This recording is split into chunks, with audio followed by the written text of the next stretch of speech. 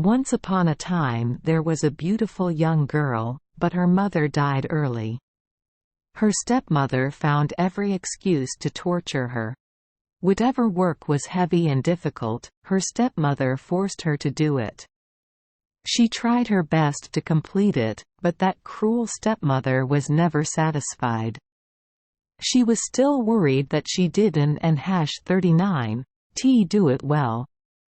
The harder she worked, the more work she assigned. She also tried to give her heavier tasks, making her life extremely miserable. One day, she said, "This is 5 kilograms of feathers, you take all the fluff out to make it clean. If you don and number 39 finish tonight, a beating will await you." Don and number 39 think that being lazy all day long is enough. The poor girl sat stripping her feathers, tears streaming down her cheeks, because she knew that this job could not be done in one day. Sitting in front of a pile of feathers, she sighed or clumsily clapped her hands together. The feathers flew everywhere, and she had to choose again from the beginning. Fearful, she put her elbows on the table, covered her face with her hands and cried out, "Is it possible that in this world, no one pity me?" Suddenly she heard a warm voice, "My child, Don and number 39 worry. I and number 39 am here to help you." The girl raised her head and saw an old woman standing next to her. She warmly held her hand and said, "Believe in me. Tell me, what a number 39 sad in your heart?"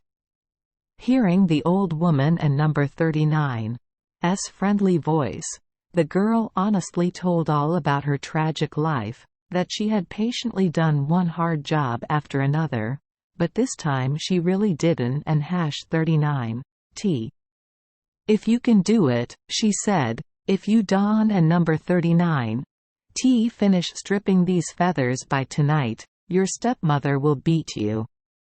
She threatened like that. I know what she says and does it. She said, tears flowing in 2 lines. The kind old woman said, Don and number 39 worry, my child. Just rest, while you rest I will finish the work for you. The girl lay down on the bed, then fell asleep. The old woman sat down at a table full of feathers, raised her thin hand and gently touched the pile of feathers, stripping all 5 kilograms of feathers. When the girl woke up, a pile of white fluff was piled high there. The room was cleaned and tidy, and the old woman was nowhere to be seen. The girl thanked God and sat there quietly until evening. The stepmother returned and saw that the work was finished. She was very surprised and said, "You and number 39 lazy, Don and number 39 you see? As long as you work hard, nothing can be done. Why Don and number 39 you find more work to do? Why are you still sitting there, hands clasped in your lap?" As she walked out of the room, she muttered, "This beast army is a waste of money. We have to give it more serious tasks." Early the next morning, the stepmother called the girl over and said, "Take this bucket and drain all the water from the pond next to the flower garden. If you Don and number 39 finish it at night, you know what the consequences will be." The girl received the bucket and discovered that it was a punctured bucket. Even if the bucket is not punctured, the water cannot be drained before dark. The girl immediately got to work. She splashed water, but tears flowed in 2 lines. Meanwhile, the kind old woman appeared again. After knowing the cause of the girl and number 39's suffering, the old woman said, "Don and number 39 worry. You go into that low bush and lie down. I and number 39 help you finish this." When she was alone, the old woman just touched the water surface and the water evaporated into the air, mixing with the clouds. The pond water gradually dried up. When the sun set, the girl woke up and went to the pond and saw only fish in the pond, struggling and jumping in the mud. She ran to her stepmother and announced that the work was done. Her face turned white with anger. She said, "You should have finished it a long time ago." She thought of a new plan to torture the girl. Early in the morning of the third day, she said, "You build a magnificent palace over there. It must be finished by evening." The girl was extremely horrified and said, "The palace is so big, how can I complete it? I won and number 39. Let you argue. If you can use a bucket to drain a pond, you can also build a palace. I want to move in today. If there and number 39 's anything missing in there, even if it and number 39 's a small item in the kitchen, or in the basement, it won and number 39 work. If you don and number 39 finish it, you already know what and number 39 's waiting for you." Having finished speaking, she chased the girl out. The girl entered the valley and saw that there were rocks stacked in layers on top of each other. Even with all her strength, she could not lift the smallest rock. She sat down and sobbed, waiting for the kind old woman to come again. She didn't and 39 have to wait long. The kind old woman came and comforted the girl. "Go to the shade of the tree to sleep. I will help you finish building the palace. If you like that palace, then you can live in that palace." After the girl left, the old woman raised her hand to touch the gray rocks. Immediately those rocks moved, stacked together, stacked on top of each other. As if a giant was building. The palace gradually took shape as if countless invisible hands were busy building and placing stones on top of each other.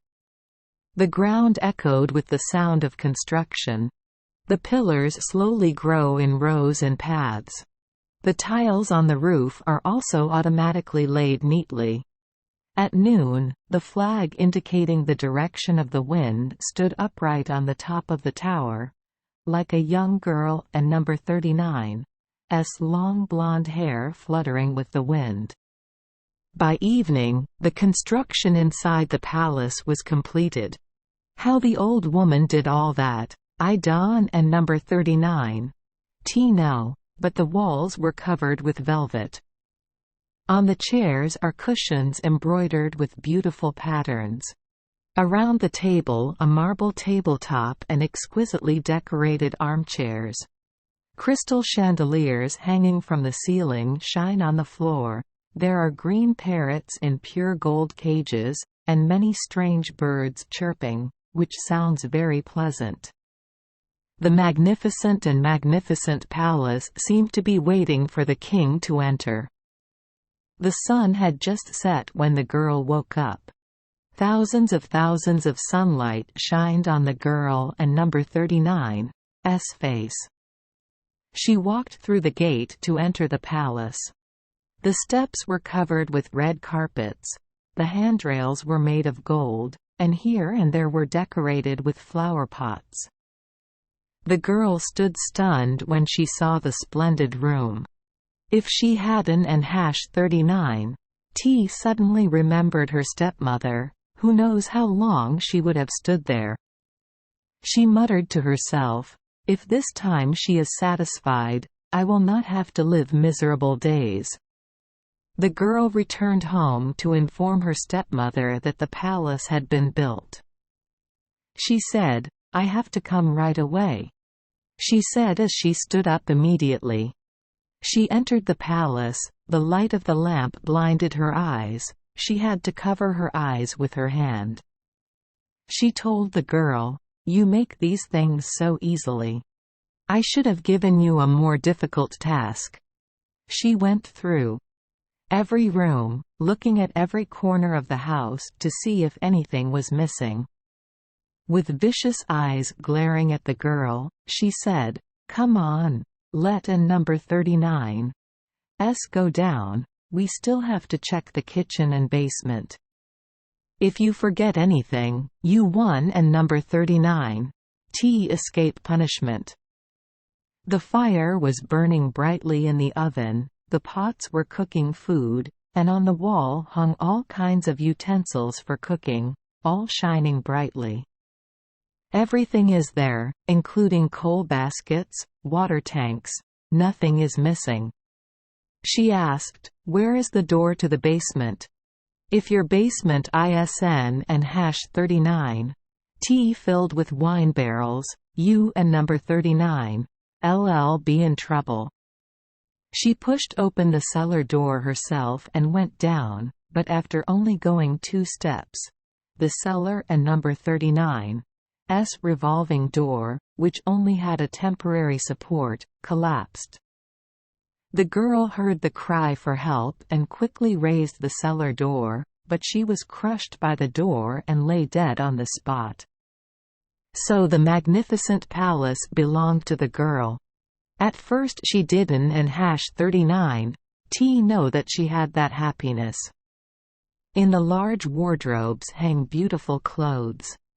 The chests were filled with gold, silver and jewels. All her wishes have come true. News about the beautiful, rich girl spread quickly everywhere.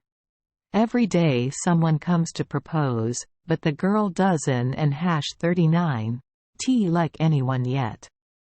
Finally, a prince came to propose. Her heart swelled with joy.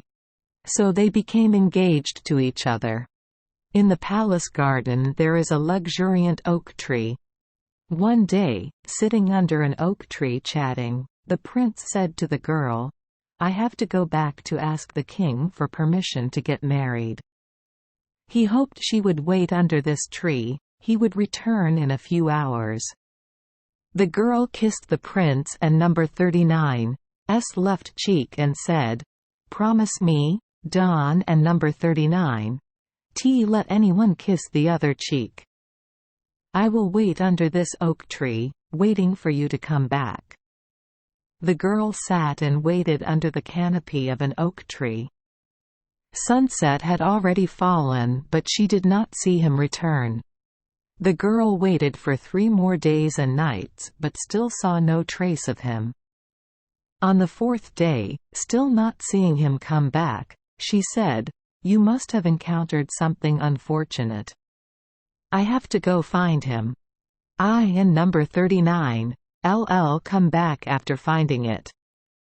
The girl carried a bag of treasures and 3 sets of the most beautifully embroidered dresses, 1 set embroidered with sparkling stars, 1 set embroidered with a bright silver moon, and the 3rd set embroidered with golden rays of the sun. The girl went everywhere to find out about her fiancé, but no one saw him, and no one knew where he was. She kept wandering around the horizon and the sea, but still could N and #39 T find him. Finally, she went to a farmer and number 39's house and asked to be their cattle herder. The girl hid her clothes and treasures under a rock. Now the girl begins the life of a herdsman. Every day she herds cattle, her heart is filled with sadness and longing for her lover. There was a calf attached to her, and the girl often used her hands to give it food. Every time she said, cute calf, lie down." Don and number 39 T forget me the shepherd, like a prince forgetting his betrothed wife, leaving her waiting under the oak tree. Then the cute calf lay down for her to caress. The girl lived alone and sad for several years. One day, news spread in the country where she lived. The princess was about to get married. The road to the king and number 39 palace passes through the village where the girl lives. One day, while she was herding cows, the groom rode his horse across that road. He did not recognize her, but the girl immediately recognized the groom as her lover, and her heart felt as painful as a knife. She said, "Oh, I think he is still faithful, but he has forgotten me." The next day, the groom passed by that road again. When the boy approached, the girl said to the calf, cute calf, lie down." Dawn and number 39. You forget me. The shepherd, like a prince forgetting his fiancée, let her sit and wait under the oak tree. The boy heard those sounds, suddenly lowered his head to look, then reined his horse in, looking carefully at the cowgirl, then put her hand on her forehead, as if trying to remember something. But then he sped away again, and a moment later he was gone. "So he didn't and #39, recognize me," the girl exclaimed, and from then on became even more miserable. Not long after, news spread that in the king and number 39's palace there would be a jubilant festival for 3 consecutive days, with hundreds of families in the country invited to attend. The girl thought, "This is my last chance to try." At night, she went to that rock, took out a dress embroidered with golden rays of sunlight, put it on, and took out jewels for makeup, then wrapped a scarf on her head, leaving only the ends of her long hair hanging down. After that, the girl went into the palace. It was dark, so no one noticed her. When the girl entered the large, brightly lit room, everyone was surprised to make way for her, but no one knew who she was. The prince walked towards her but did not recognize her. He danced with the girl, and was so captivated by her beauty that he forgot about his bride. As soon as the dance ended, the girl immediately walked into the crowded crowd to the village. When morning came, she had time to change into her shepherd and number 39's clothes. On Monday, she took out a dress embroidered with a bright silver moon and a brooch studded with jade in the shape of a crescent moon and pinned it in her hair. When she appeared at the ball, everyone in number 39's eyes turned to her. The prince walked quickly to greet her and danced with her, without looking at anyone else. Before the girl left that place, she promised the prince that she would also attend the ball on Tuesday night. When the girl appeared a third time, she was wearing a dress embroidered with sparkling stars, a brooch and belt with sparkling stars, a brooch and a belt with stars made of precious stones. The prince had been waiting for her for a long time, quickly walked forward to welcome her, and asked, "I want to know who you are? It seems like I and number 39've known her for a long time. Do you remember, when you and I broke up, what did I do?" Having finished speaking, she walked forward and kissed his right cheek. The prince suddenly woke up and realized that she was the true bride. He said to the girl, "Come on, we Dawn and number 39 need to stay here anymore." He held the girl and number 39's hand and walked out to the carriage, which drove quickly towards her ancient magical palace. The bright light shined through the window far into the distance. They passed by the oak tree and saw fireflies dancing in the grove, branches swaying as if waving. The oak tree emitted a sweet fragrance. On the steps, fresh flowers bloomed, and the room was filled with birdsong. Everyone in the palace respected them.